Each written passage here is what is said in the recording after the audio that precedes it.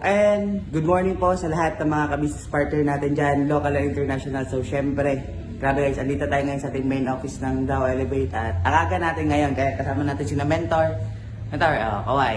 So, grabe, isa sa mga good news natin ngayon dahil meron na naman pong bagong OFW fresh from Bahrain at syempre, kakauwi lang po nito.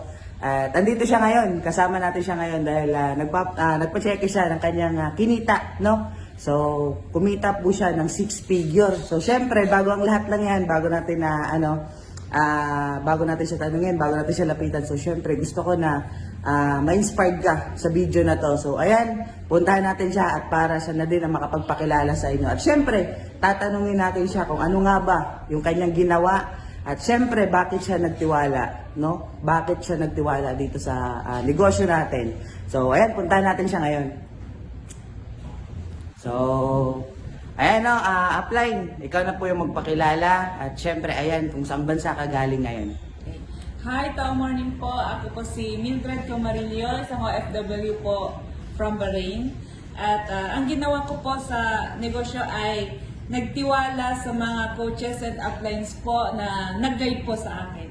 Ayan, so magkano yung pina-check mo apps? So ang napacheck ko po ngayon ay 131. Ayan, grabe, 131,000 part-time income, no? So syempre, ano nga ba yung ginawa mo apply, no, habang andun ka sa abroad? So ang ginawa ko po ay tinanggal ko po ang duda ko at nagtiwala, sumunod po sa mga guidings po ng mga coaches and uplines po. So ayan, grabe. At syempre, ano yung masasabi mo apply sa mga kagaya mo na OFW na hanggang ngayon takot pa rin sumubok sa ganitong klaseng opportunity? Okay. Ang masasabi ko po sa mga kagaya ko po na OFW po, tanggalin niyo po yung duda po ninyo kasi yun po yung unang-una ko pong ginawa at magpatuloy lang po tayo sa pagsunod po sa mga uplines po natin. Ayan, grabe, nakaka-inspired, no? So, thank you so much, Upline. Ayan, thank you so much. Grabe, guys, isipin nyo, no? Kung ikaw isang OFW or kung ikaw isa sa mga makakapanood ng video na to or kung ikaw isa sa mga nagdududa, well, ayan, mas maganda tanggalin mo yung duda mo. Kasi bakit?